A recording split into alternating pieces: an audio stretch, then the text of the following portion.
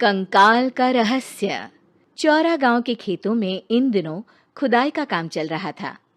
असल में इसी गांव से होकर एक अच्छी सड़क गुजरनी थी, इसलिए यहाँ खुदाई शुरू की गई थी।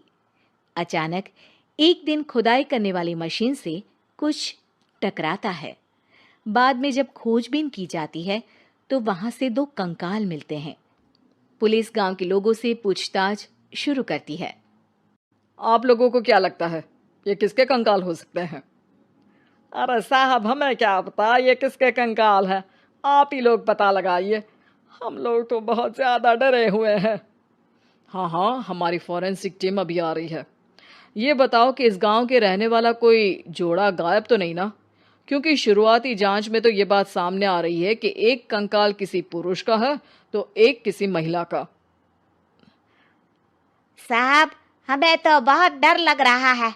ऐसे कंकाल मिलने का मतलब गांव के आसपास ही किसी की हत्या हुई है या फिर किसी को जलाकर मार डाला गया है। हाँ साहब, हम अपने परिवार को लेकर बहुत ही ज्यादा परेशान हैं।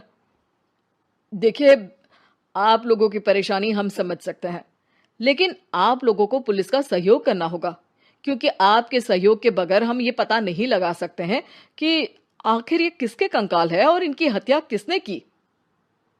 ठीक है साहब, गांव के लोग आपका पूरा सहयोग करेंगे। हाँ हाँ साहब, पूरा सहयोग करेंगे। तो फिर ठीक है, हम अपनी जांच शुरू कर देते हैं। कुछ दिन बाद जांच रिपोर्ट आ जाती है। पता चलता है कि ये कंकाल करीब 20 साल पुराने हैं, यानी 20 साल पहले किसी जोड़े की हत्या कर शव को यहाँ पर दबा दिया गया था। इंस्पेक्टर राघव, ये बताओ कि 20 साल पहले की मर्डर मिस्ट्री क्या आप सुलझ सकती है? हाँ हाँ सर, क्यों नहीं। लेकिन अब सबूत और गवाह काफी मिट गए होंगे। मुश्किल तो होगी, लेकिन शायद किसी परिवार को इंसाफ मिल सके। इंस्पेक्टर राघव, आप बिल्कुल सही कह रहे हैं। किसी परिवार को तो इंसाफ मिलेगा ही, और किसी को उसके किए की सजा भी मिलेगी। जी सर, मैंने तो जांच शुरू भी कर दी है। 20 साल पहले इस गांव के दो जोड़े अचानक कहीं गायब हो गए थे। मैंने दोनों ही परिवारों के बाकी के सदस्यों से बातचीत शुरू की तो उन्होंने बताया कि उनके बच्चे शहर गए थे, लेकिन आज तक वापस नहीं लौटे हैं। लेकिन ये दोनों शव किस परिवार के सदस्यों के हैं, ये कैसे पता चल सकेगा? सर, मैंने डीएनए टेस्ट करवा लिया है। आज शाम तक इसकी रिपोर्ट भी आ जाएगी।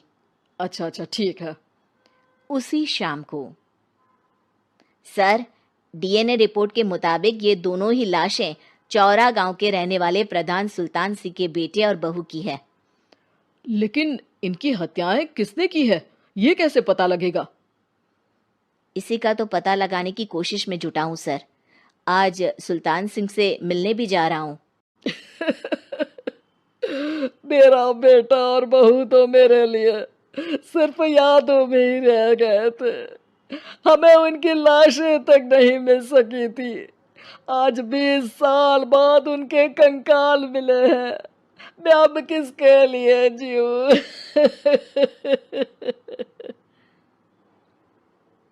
लेकिन सर, क्या आपकी किसी से कोई दुश्मनी थी?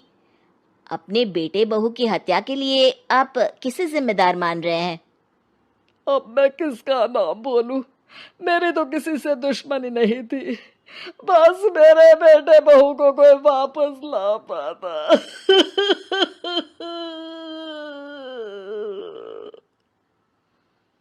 इसके बाद सुल्तान सिंह फूट फूट कर रोना शुरू कर देते हैं। सर, अब आप इनका अंतिम संस्कार करवा सकते हैं। कम से कम इनका शरीर ना सही, इनका कंकाल तो आपको मिला है। लेकिन हाँ, अगर आपको कुछ भी याद आए तो जरूर बताइएगा। मेरी तो बेटा अब उम्र हो गई है, लेकिन मेरे बेटे और बहू के हत्यारों का जरूर पता लगाइएगा, क्योंकि जब तक हत्यारे पकड़े नहीं जाएंगे मेरा मन नहीं मानेगा। सर, हमारी पूरी कोशिश रहेगी हत्यारे को पकड़ने की। लेकिन एक बात बताइए, उस वक्त आपको किस पर शक गया था? उस वक्त मेरे एक ड्राइवर को पकड़ा गया था, लेकिन सबूतों के अभाव में उसे छोड़ दिया गया था। अच्छा, और ड्राइवर पर कैसे शक हुआ था? क्योंकि उस दिन ड्राइवर छुट्टी पर था। उस समय लेकिन लाश क्यों नहीं मिल सकी थी? उस वक्त पुलिस ने बहुत कोशिश की थी, लेकिन दोनों की डेड बॉडी नहीं मिल सकी थी। ठीक है, हमारी तफ्तीश चल रही है, मैं फिर आऊंगा। इसके बाद इंस्पेक्टर वहां से चला जाता है और सुल्तान सिंह अपने बेटे और बहू की याद में खो जाते हैं। कुछ दिन बाद सुल्तान सर, एक बात बताइए, जब आपके बेटे बहू की हत्या हुई थी, उसी के आसपास आपके ही गांव का रहने वाला एक और जोड़ा उसी वक्त गायब हो गया था ना? हाँ सर, अलका और अभिषेक, वो भी मेरे बच्चों जैसे ही थे। तो फिर वो कहाँ है? उनका भी आज तक पता नहीं चल सका, लेकिन बताते हैं कि कुछ साल पहले अभिषेक को गांव के ही किसी आदमी ने मुंबई में देखा था, लेकिन फिर वो गायब हो गया। यानी अभिषेक और अलका की हत्या नहीं हुई थी, बल्कि उन्होंने किसी वजह से खुद ही गांव छोड़ दिया था। हाँ हाँ, हो सकता है, क्योंकि अभिषेक मेरे बेटे संतोष का अच्छा दोस्त था और उसका मेरे घर भी आना जाना लगा रहता था। हो सकता है कि उसने मेरे बेटे और बहू के बारे में सुन लिया हो और ये गांव छोड़ दिया हो सकता है। उनके परिवार का कोई अब नहीं रहता क्या इस गांव में? अब तो कोई नहीं रहता। एक चाचा थे, लेकिन उन्होंने भी अपना पुश्तैनी मकान बेच दिया है। वो भी अब कहीं शहर में ही बस गए हैं।